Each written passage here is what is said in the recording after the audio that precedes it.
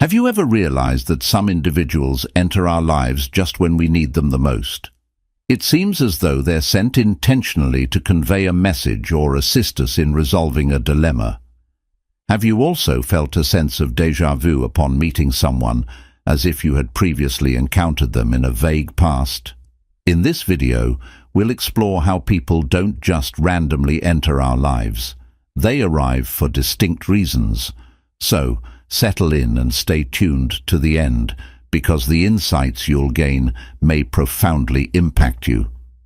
But first, don't forget to subscribe to our channel, activate notifications, and share this video to support us in creating new, meaningful content daily for your spiritual development.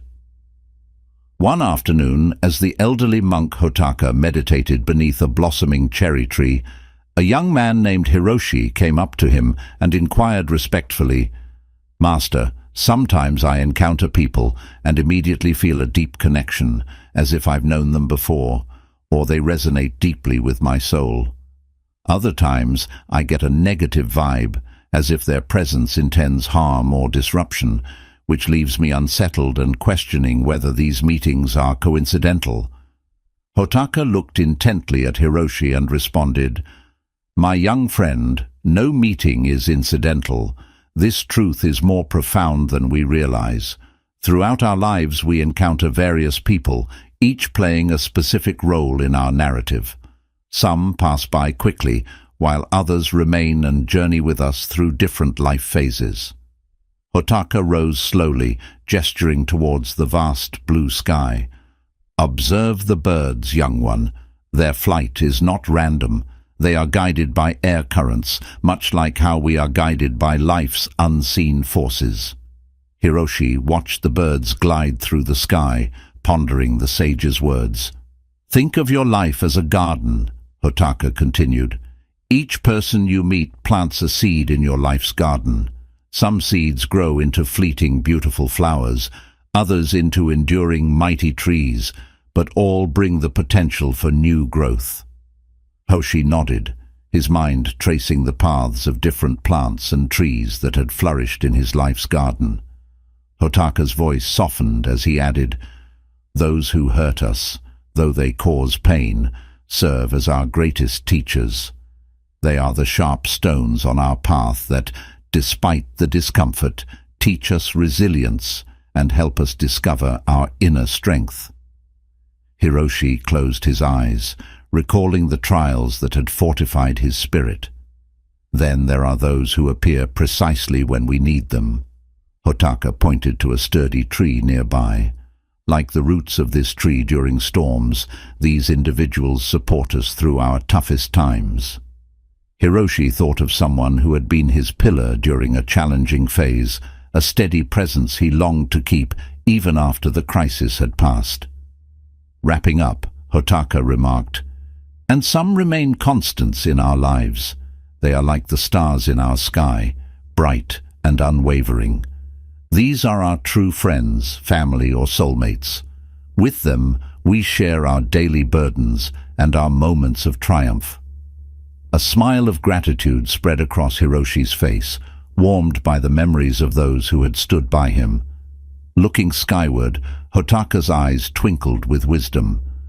"Value and cherish every encounter, Hiroshi. Each person is a vital thread in the tapestry of your life, and you in theirs.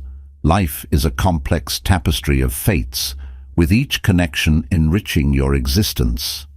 The master ended with a note on the three fundamental types of individuals we meet. Clear, those who uplift us are crucial for our evolution, encouraging us to transcend our limits and achieve higher levels of awareness. These individuals bring fresh energy to our inner world. When we encounter them, we sense the universe crafting a complex tapestry, the designs of which remain shrouded in mystery. However, we can be sure that these interactions are destined to transform us profoundly. There are also those who motivate us to persist on our journey. This category of companions may only be with us briefly, but their impact is pivotal. They reinforce the essence of our journey, bolstering our resolve to press forward. These words from the master guided the young novice, Hiroshi, who continued on his path, enlightened by Hotaka's wisdom. Every meeting, whether fleeting or enduring, became a cherished part of his life's mosaic.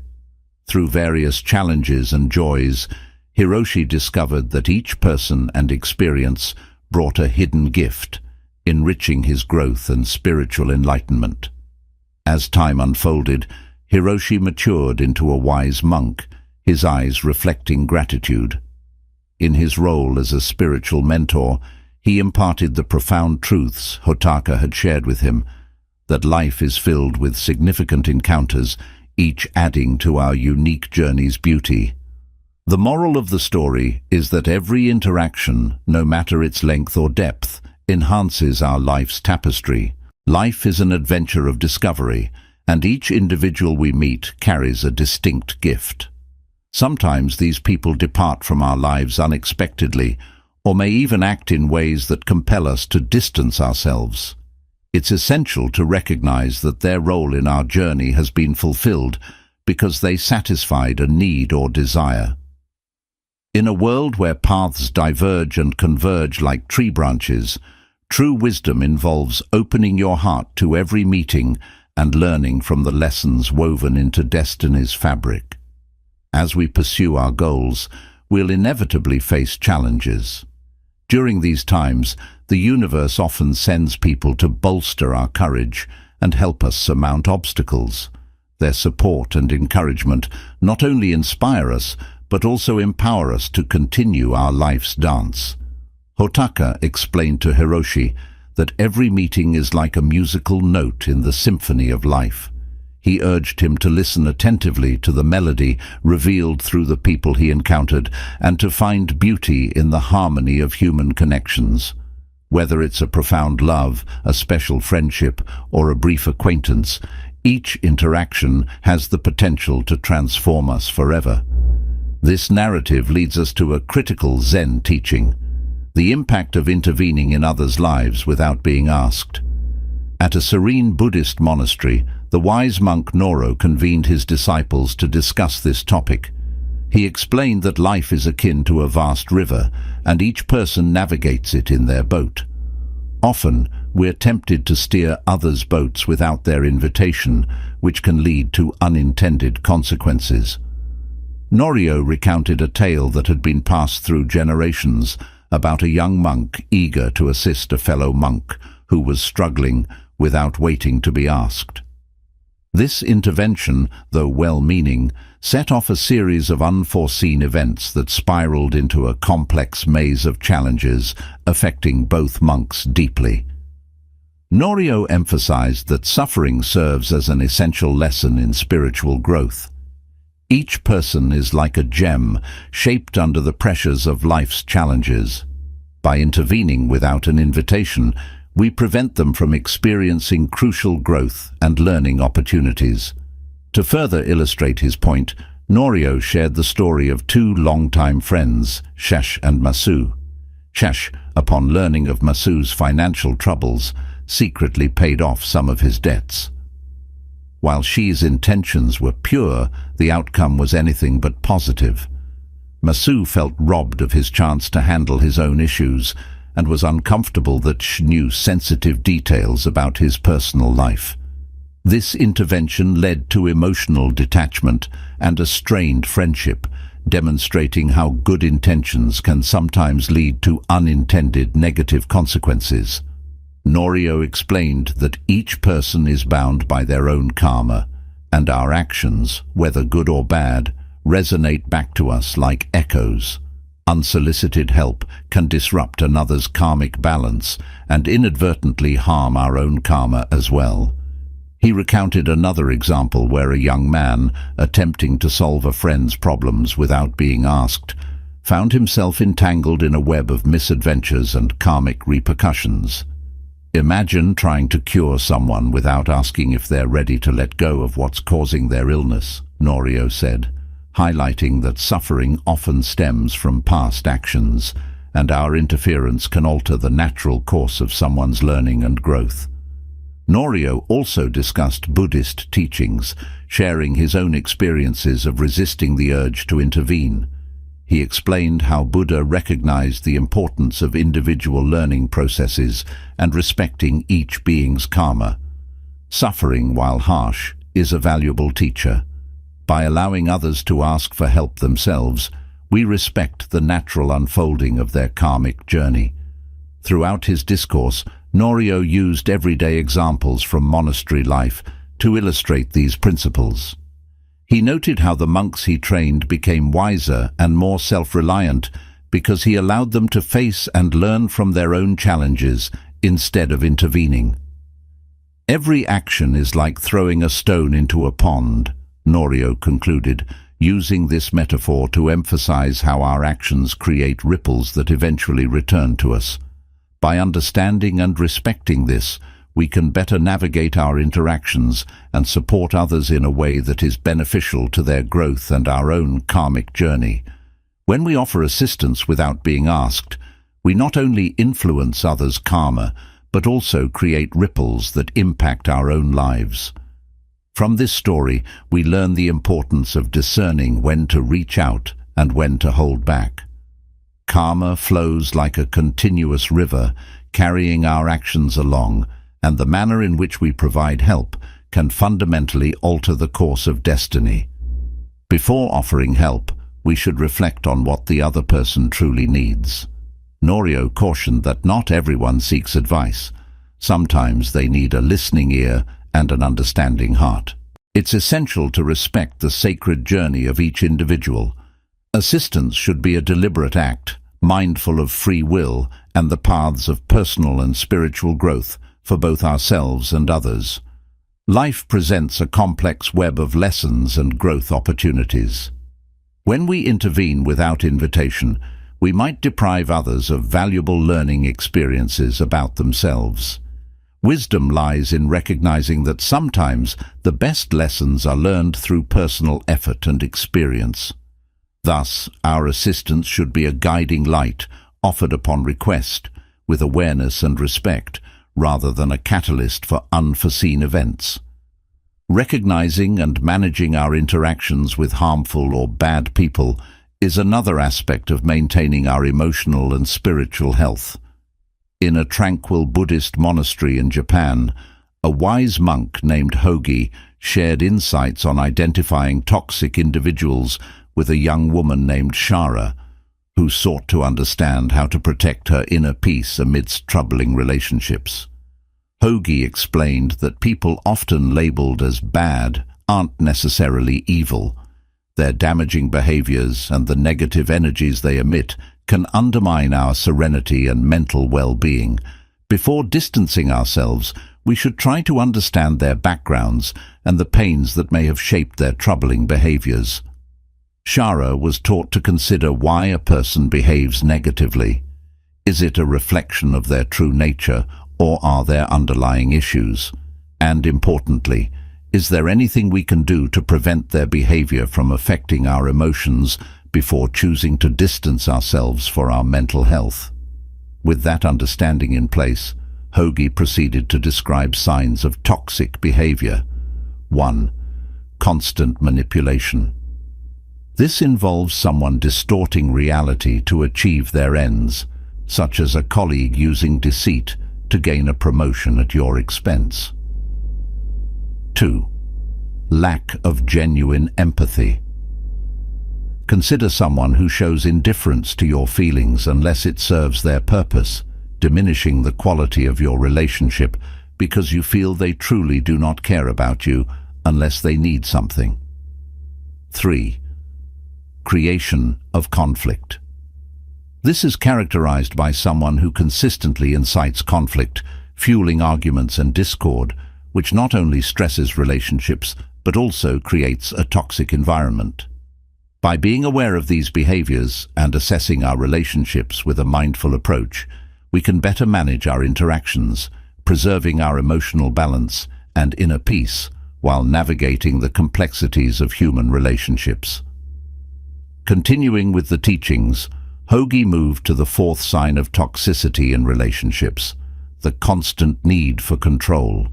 Imagine a friend or partner who tries to steer every decision you make, attempting to mold your life according to their desires. Each time you share your plans or dreams, they begin to maneuver situations to align with their goals instead of yours. This controlling behavior can severely undermine your autonomy and authenticity, leading to a toxic dynamic that erodes your sense of self. Reflecting on Hogi's insights, the young woman considered the fifth sign, a disregard for personal boundaries. Think of someone who routinely invades your privacy or ignores your need for solitude, intruding into your personal space without consideration. This behavior can leave you feeling vulnerable and insecure, as it assaults the very essence of your personal freedom. Everyone deserves their own space and respect for their boundaries. The sixth sign involves frequent dishonesty or half-truths. Hogi described how some people create complex webs of deception, obscuring the truth to manipulate outcomes in their favor. The young woman remembered her friend Luca, who often exaggerated his accomplishments to gain admiration, distorting his true self in the eyes of others. This habitual reliance on falsehoods is a clear marker of ill-intentioned or insincere individuals who could potentially cause harm. Moving to the seventh sign, Hogi highlighted vindictive behavior. Consider someone who responds to criticism or rejection with revenge or punishment, aiming to harm your reputation or well-being. This pattern not only fosters a toxic environment, but also destroys the foundational trust required for healthy human relationships.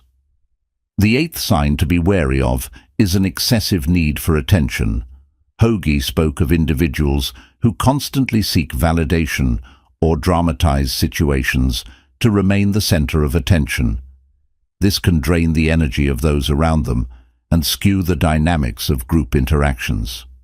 The ninth and final sign is a lack of accountability. Some individuals consistently shirk responsibility for their actions, instead placing blame on others. This avoidance of accountability can be deeply problematic, as it prevents healthy problem-solving and growth within relationships. Hogi allowed these points to resonate with the young woman, emphasizing the need for acute awareness in recognizing these traits, as they are often masked or overlooked, especially in those we care about. He encouraged her to practice vigilance and trust her intuition, reminding her that recognizing these signs is crucial for maintaining inner peace and nurturing healthy relationships. In conclusion, this story teaches us the importance of awareness in human interactions. By being alert to these signs and listening to our inner voice, we can wisely choose the companions who will support our spiritual and personal journey. Remember, your inner peace is invaluable, and you deserve relationships that nurture and respect it. Transitioning to a different perspective on traditional teachings, Hogi touched upon the Buddhist view on forgiveness. Often we hear about the virtues of forgiveness and its role in spiritual purification. However, in an ancient monastery in India, a wise monk named Kumin offers a different insight that might challenge conventional notions of forgiveness, providing a deeper understanding that could significantly impact your views on relationships and personal growth. As Kumin continued to share the tale, he elaborated on the transformative journey of the merchant. The man, initially driven by anger and a sense of betrayal towards the Buddha, found himself deeply moved by the serene response he received despite his aggressive act. This moment of non-reaction from the Buddha, who faced insult without retaliation, served as a profound lesson in forgiveness and peace. The merchant's internal conflict intensified as he returned home, the image of the calm Buddha contrasting starkly with his own aggressive behavior. This inner turmoil led to sleepless nights, where he replayed the scene over and over, struggling with feelings of guilt and remorse.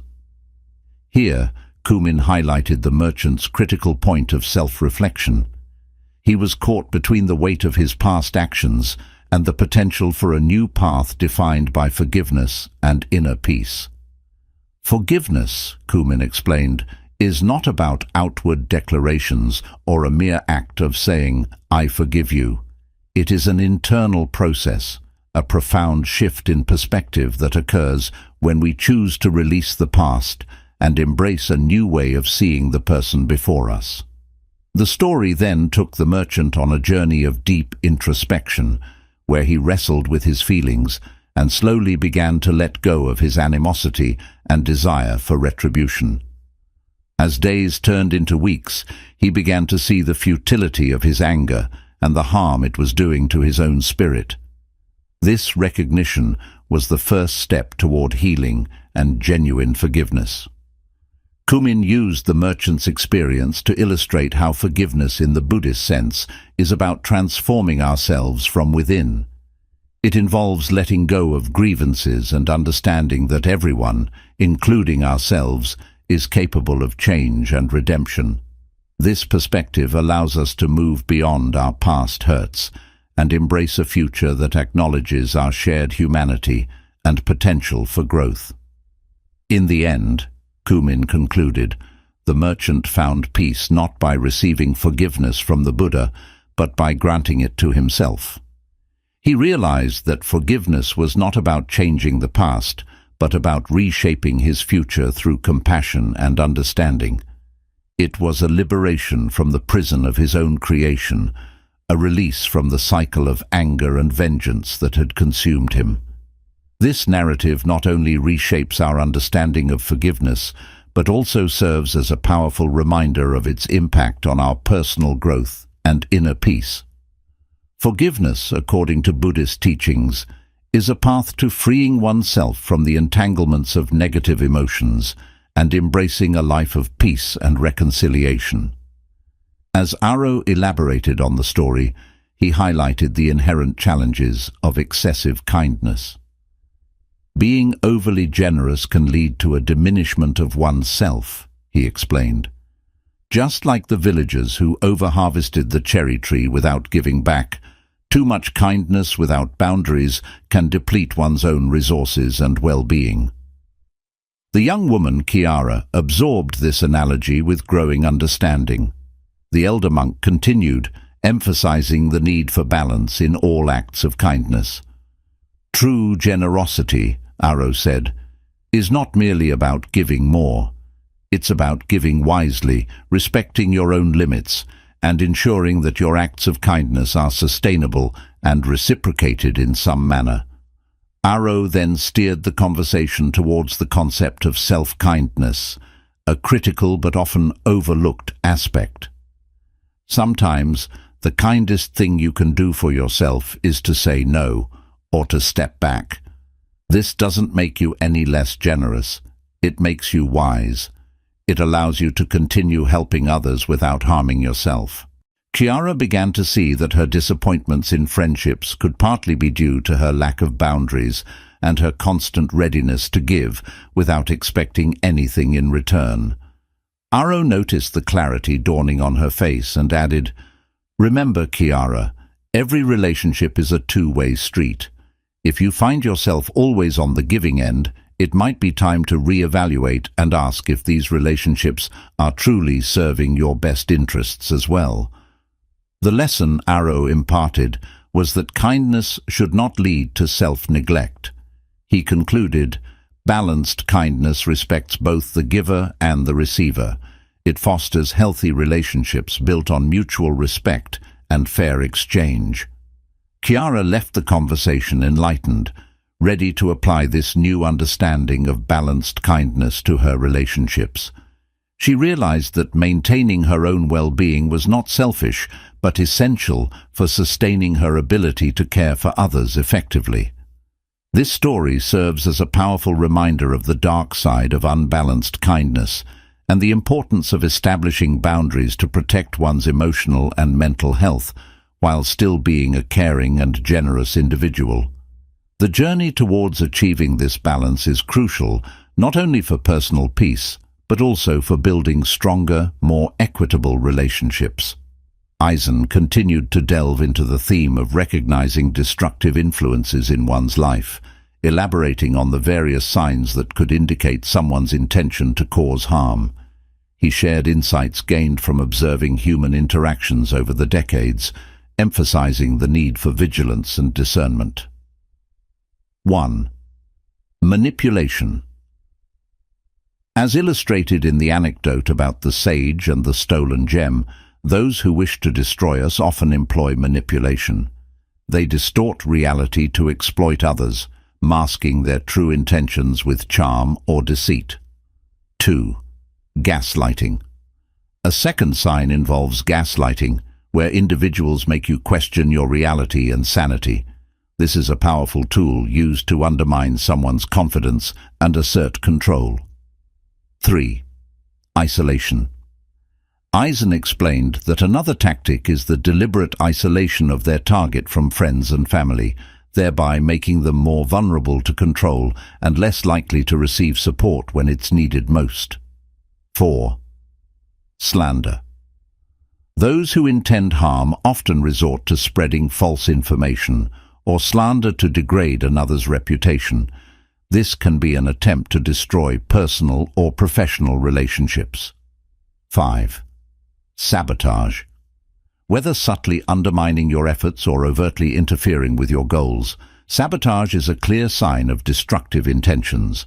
This could range from small disruptions to major obstructions in your life or work. 6. Relentless criticism. Eisen noted that continuous, unwarranted criticism aimed to belittle and demoralize is another method used by such individuals. This constant negativity can erode self-esteem and motivation. 7. Exploitation of weaknesses. By exploiting vulnerabilities, those with harmful intentions can manipulate and control, often using a person's fears or past mistakes against them. 8. Indifference to suffering. A lack of empathy or outright pleasure in the distress of others is a particularly chilling sign of a destructive personality. It reveals a deep-seated malice and disregard for others' well-being.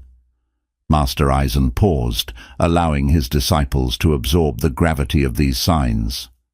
Understanding these behaviors, he explained, is crucial not only for protecting oneself, but also for maintaining a healthy community where trust and mutual support thrive.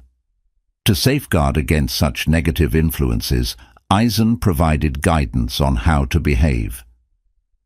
Maintain awareness. Always stay alert to the subtleties of interactions and people's behaviors. Build a support network. Keep close connections with trusted friends and family who can provide outside perspectives and support. Set boundaries. Clearly define what is acceptable in your relationships and enforce these boundaries consistently. Seek transparency. Promote openness and honesty in your interactions to discourage deceit. Practice self-reflection. Regularly assess your feelings and relationships to recognize if you are being manipulated or undermined. Remember, Eisen concluded, the power to protect yourself begins with recognition and understanding. By being aware of these signs and taking proactive steps, you can prevent others from having a destructive influence over your life. The monks nodded in agreement, each mentally revisiting their own experiences and interactions, now armed with the wisdom to recognize and counteract the presence of those who might intend harm. This teaching, they understood, was not just about personal safety, but about fostering a compassionate and supportive community where everyone could thrive free from manipulation and deceit. Eisen's teachings on the various signals of malicious intent were deeply rooted in the realities of human interactions, drawing from ancient wisdom to guide his disciples in recognizing and safeguarding against those who might seek to harm them. As he concluded his discourse, the atmosphere was filled with a mix of contemplation and newfound awareness among the disciples. The master then transitioned to discussing the importance and complexity of friendship, prompted by the evident contrast in the lives of those around them. some surrounded by many friends, others by few, and some seemingly alone. In this context, he began to tell a story about Elena, a young girl from a nearby town. Despite her kind and pure-hearted nature, Elena often felt isolated and melancholy. She observed her fellow townspeople, who appeared to have vibrant social lives filled with laughter and companionship, and wondered why she felt so disconnected. Eisen explained, "Elena, like many, equates the quantity of friends with their quality. But true friendship is not merely about numbers, it's about the depth of connection, the mutual respect, and the support that friends offer each other." He continued, describing how Eleanor one day decided to confront her loneliness by reaching out to those she admired from afar. She discovered that many of her acquaintances were willing to engage with her more deeply, but it required her initiative and openness to transform these surface-level interactions into genuine friendships. Friendship, Eisen stated, is like a seed. It needs soil, water, and sunlight to grow.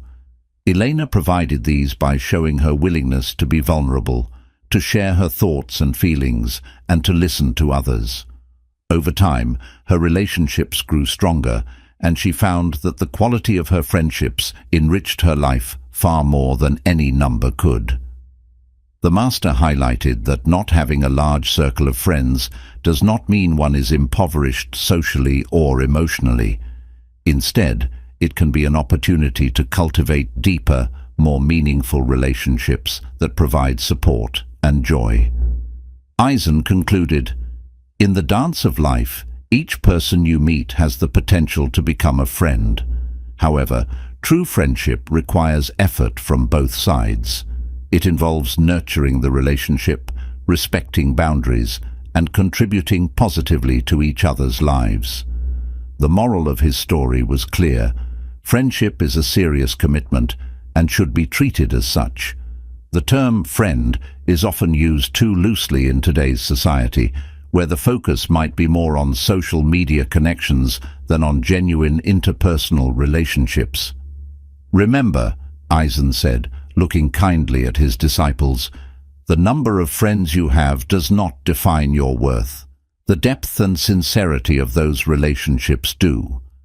Cultivate your garden of friendships with care, and it will nourish you throughout your life." As the disciples absorbed this lesson, they reflected on their own relationships, recognizing the potential for deeper connections and the true value of friendship in their personal growth and emotional well-being. Elena, taking in Kobo's wisdom, felt a shift in her understanding of friendship and solitude. The monk's words resonated deeply with her, transforming her perspective on loneliness from a negative to a potentially enriching aspect of life. Kobo's gentle guidance helped Elena realize that solitude didn't equate to loneliness. Instead, it offered a unique opportunity to delve into her interests and discover her true self without the noise and distraction of superficial social interactions. This solitude, Kobo explained, was not just a space for introspection, but a vital component of personal growth. "Think of it this way," Kobo said, his voice calm and reassuring. "Each moment you spend alone is an opportunity to build a stronger foundation for your character and values. It allows you to cultivate a relationship with yourself that is as important, if not more so, than any external relationship." Elena began to see her few but meaningful friendships as blessings. These relationships, based on deep mutual understanding and respect, provided a robust support system far more valuable than numerous acquaintances. She understood that these genuine connections enriched her life immensely, offering comfort, understanding, and an exchange of ideas that spurred personal growth. Moreover, Kobo highlighted the importance of embracing opportunities that life offers without being held back by the need to maintain a facade of social busyness. Freedom comes when you no longer feel the need to conform to the social constructs that dictate having many friends as the norm. This freedom is precious. It allows you to live authentically and follow paths you might otherwise overlook. As the conversation drew to a close, Kobo encouraged Elena to cherish and nurture her friendships, no matter how few they might be. Quality over quantity, he reminded her, ensures that each relationship you invest in is meaningful and fulfilling. Finally, Kobo reassured her, those who choose solitude or have fewer friends often possess a rich inner life and unique qualities that are rare and precious. These individuals tend to think deeply, feel profoundly, and live authentically. They are not afraid to explore the depth of their souls and embrace their true selves. Eleanor left the monastery with a new sense of peace and a reinvigorated outlook on life.